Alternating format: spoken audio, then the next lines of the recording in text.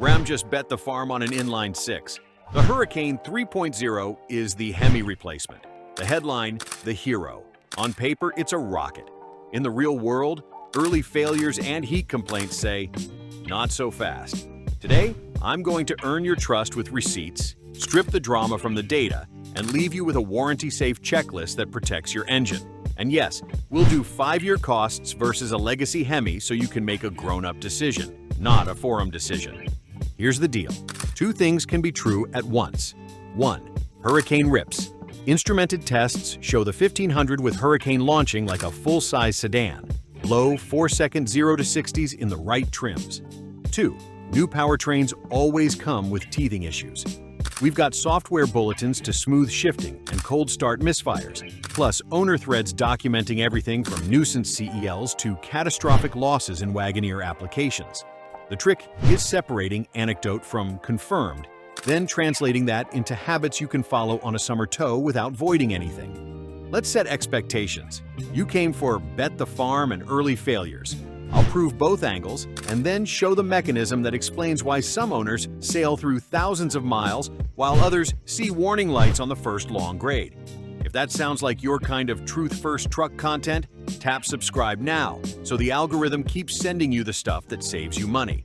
It costs nothing and makes you smarter at the dealership. Quick glossary so we don't talk past each other. There are 2 Hurricanes, standard output, SO, around 420 horsepower and 469 pound-feet, and high output, HO, around 540 horsepower and 521 pound-feet.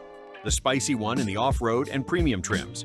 Both are twin-turbo 3.0-liter inline sixes with liquid-cooled charge air.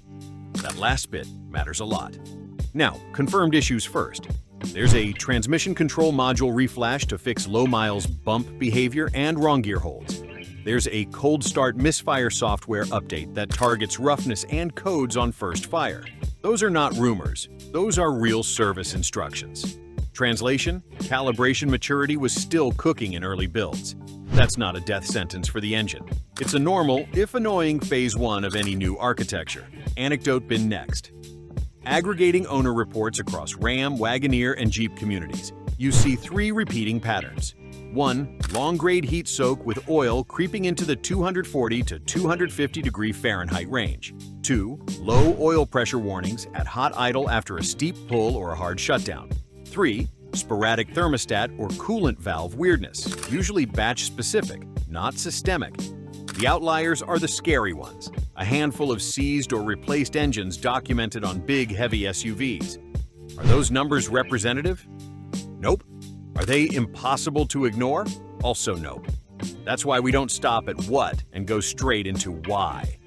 Why does Hurricane behave like this under tow? Mechanism time. Twin turbos make torque by compressing air. Compressing air adds heat. Hurricane fights that heat with 2 coolant circuits, a high-temp loop for the engine and a low-temp loop for the charge air cooler. Under steady highway speeds, airflow keeps both happy. Under a hot, slow climb with a trailer, road speed drops, airflow drops, and the low-temp radiator gets heat-soaked. Intake air temps climb. The ECU sees that and trims boost and spark to protect the engine. That's the moment owners describe as, "It pulled great, then it softened." It's not your truck giving up. It's a safety map doing its job. Oil is the other half of the story. Hot oil gets thinner. Thin oil can show lower pressure at idle, especially right after a long pull when heat has piled up in the heads and turbo bearings. Combine that with a quick shutdown, no cool down idle, and you create the conditions for warnings, cooked oil on turbo journals, and a bad day. That's the boring, unsexy truth. And the fix is equally boring, cheap, and effective. Here are the 2 numbers that will save your turbos this summer, 245 and 140. If your oil temperature is brushing 245 degrees Fahrenheit on a climb, back off 2 to 3 miles per hour and drop a gear to raise pump and airflow. If your intake air temperature, what your OBD app calls IAT or charge air temp, sits over 140 degrees Fahrenheit for minutes at a time, you're in D-rate territory. Easing speed and letting RPM rise often drops both numbers faster than you expect. Get to the top? Let the truck idle for 60 to 120 seconds before you shut down. That cools the bearings and equalizes temperature through the turbo center housings. It's warranty safe and costs you 2 sips of fuel. Fuel choice matters too. The SO will run on 87 AKI. If you want all the timing and all the torque on a hot towing day, feed it 91. The HO expects premium. Budget for it. I am not here to relitigate octane on the internet. I'm here to save you aluminum. Let's build a simple, warranty-safe monitoring kit. Step 1. A basic OBD-II reader that talks to your phone. Set alerts for oil temperature at 245 degrees Fahrenheit and IAT at 140 degrees Fahrenheit. Step 2. Learn the electronic oil level check and do it hot and cold during your first month of towing. Step 3. Put tow haul on by default when pulling and resist the urge to lug up a hill at low RPM. Turbos love airflow. Pumps love RPM. Your wallet loves bearings that aren't starved. Dealer playbook. Because this is where most avoidable pain happens. Before you sign for the truck, ask the service advisor to run your VIN for open flashes and apply them. Yes, on a brand new truck. It takes minutes and removes the first week weirdness. After a test drive long enough to fully warm the engine, ask to see hot idle oil pressure with AC on. You don't need engineering lab numbers, just proof there are no warnings. On your own drive, use an on-ramp pull in tow haul to feel for clean, predictable shifts. If it's hunting or holding odd gears, you want that addressed before you tow, not on your first mountain trip. Okay, money. Everyone wants to know if the Hurricane actually saves you cash versus a Hemi. Let's do simple, transparent math for 5 years at 15,000 miles a year. EPA combined for the Hurricane SO is around 21 miles per gallon. The Legacy 5.7 V8 is around 19 miles per gallon depending on trim. The HO Hurricane, especially in heavier or off-road trims, can land closer to 17 miles per gallon. Use a round national average of about $3.14 for regular and $3.99 for premium. At those inputs, the SO, sipping regular, costs roughly $2,244 a year in fuel.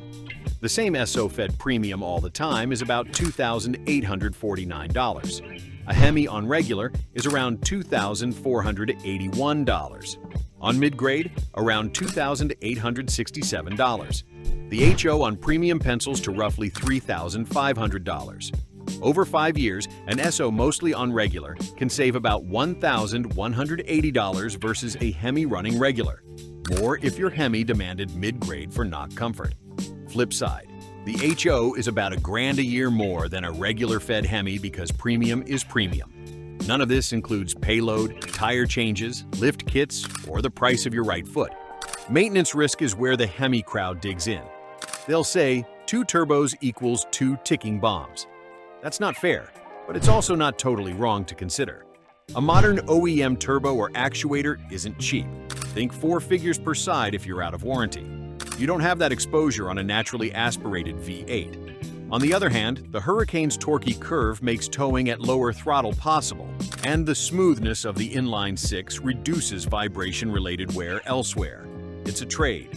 The adult answer is, if you plan to own past 100,000 miles and sleep better without turbo hardware in the equation, waiting for a V8-equipped variant isn't crazy. If you cycle trucks every 3 to 5 years, the Hurricane math plus the performance is hard to argue against. So, who should buy what? Today, choose the Hurricane. So if you tow moderately, call it up to 8,000 or 9,000 pounds, and want better MPG potential when you're not towing. You're willing to watch temps, apply flashes, and do cooldowns. Choose the Hurricane HO if you care about maximum pace, off-road trims, or you need the extra punch at altitude, and you accept that your annual fuel bill goes up. Lean V8 if you're a decade keeper who hates complexity, or your fleet policy forbids premium, or you live somewhere with mountain passes and triple-digit summers, and you know you won't watch temps. That's not anti-technology. That's choosing the system that matches your behavior. Let's talk feelings for a second, because trucks are emotional. Some owners jump into a Hurricane and immediately say, "This is the best Ram I've driven." Quieter, faster, more composed. Others hit their first long climb, watch the oil temp climb, get a low-pressure chime at a rest stop, and think, "I made a mistake." The truth sits in the middle, and it's mostly about expectations. Turbos add heat. Software protects hardware. Your job is to drive in a way that keeps the software happy. If you can do that, the Hurricane rewards you with big truck pace and small block thirst. If you can't or won't, there's nothing wrong with choosing a simpler tool. Mini recap with action you can do today. Install a $30 OBD reader, set 2 alerts, 245 oil, 140 intake, practice a 1-minute cooldown after steep grades, and ask your dealer to apply the latest flashes by VIN. That's the whole playbook. Do that and you'll prevent 90% of the My Turbo Died horror stories you see online. If you want my exact OBD alert template and the Today checklist as a printable, hit subscribe and drop checklist in the comments. I'll pin it where you can grab it. What about reliability in year 3, 4, 5? Here's my balanced forecast. Calibration churn settles in the first 18 months. Supplier issues, thermostats, valves, get quietly superseded with better parts. Owners who monitor temps and oil level log boringly reliable miles. Owners who never learn cooldowns, run 87 on 108 degrees Fahrenheit days with big trailers, and shut down hot at gas stations will be overrepresented in failure threads.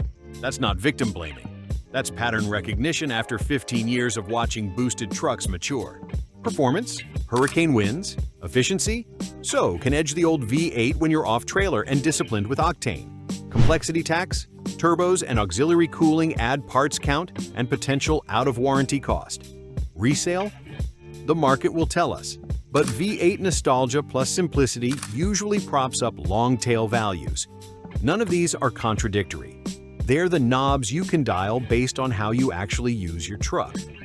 Before we land this, let me give you 3 quick buying hacks that almost no one does. 1. Ask the selling dealer to document that the latest engine and transmission flashes have been applied before delivery. 2. During the test drive, do a real heat cycle. 10 minutes gentle, 1 full on-ramp pull in tow haul, 2 minutes of idle cooldown, and watch for any messages. 3. If you're ordering, spec the factory tow package so you get the cooling stack sized for load, even if your average trailer isn't huge. Cooling margin is the cheapest reliability mod on the planet. If you've made it this far, you're my kind of viewer. You want numbers, not noise. Give this a like so the video reaches the next owner who needs it, and subscribe because the next episode is the fun one. I'm putting Hurricane EcoBoost and iForce Max on the same 7% grade and logging intake temps, oil temps, and power roll-off in real time. Same trailer, same day, no excuses. If you've ever wanted to see the maps in action instead of arguing about them, that's your video. Final word. Did Ram bet the farm? Yes, moving off the HEMI brand took guts. Are early failures real? Yes, every new engine family earns its gray hairs in the first model years. But the story isn't good or bad. It's know the mechanism and drive accordingly. For many of you, Hurricane will be the best Ram you've owned. For some, the peace of mind of a simpler V8 will matter more than tenths to 60. Either way, you've now got the tools to choose, drive, and not get burned. I'll see you on that 7% grade test. Until then, set those 2 alerts, 245 and 140, and enjoy your truck the way it was engineered to be used.